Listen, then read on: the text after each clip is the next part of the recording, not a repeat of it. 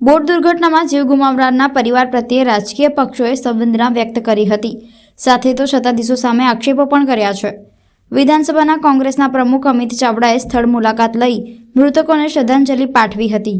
તેમણે ઘટના માટે પાલિકાને જવાબદાર ગણાવી અધિકારીઓ, મેયર અને મ્યુનિસિપલ કમિશનર વિરુદ્ધ પણ એફઆઈઆર થવી જોઈએ તેમ કહ્યું હતું।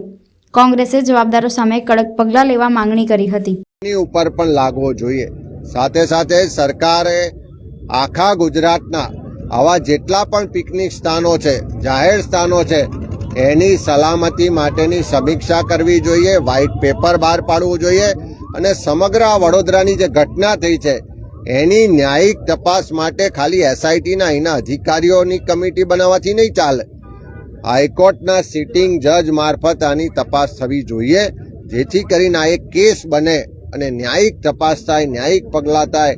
તો હું માનું છું કે ભવિષ્યમાં આવા બનાવો બનતા અટકે। આજે પરમ કૃપાળુ પરમાત્માને પ્રાર્થના કરીને જે પણ માસૂમ બાળકો, એમના શિક્ષકોના જીવ ગયા છે, તમામને આત્માની શાંતિ માટે પ્રાર્થના કરીએ છીએ અને એમના પરિવાર પર જે આ દુઃખ આવ્યું છે એ સહન કરવાની પરિવારને શક્તિ આપે એવી પણ પ્રાર્થના કરીએ છીએ।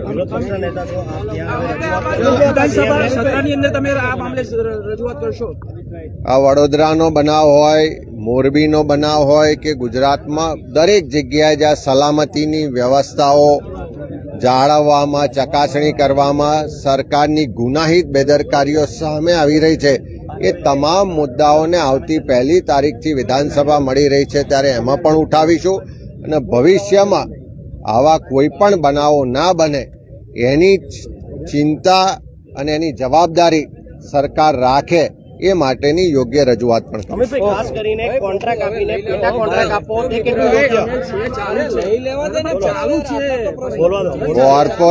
કોર્પોરેશનનું તળાવ કોર્પોરેશને ડેવલપ કરવા માટે આપ્યું, એના લાયસન્સો કોર્પોરેશને આપ્યા, એની ચકાસણી કરવાની, એની જાળવણી કરવાની, એની પર મોનિટરિંગ કરવાની જવાબદારી કોર્પોરેશનની હતી।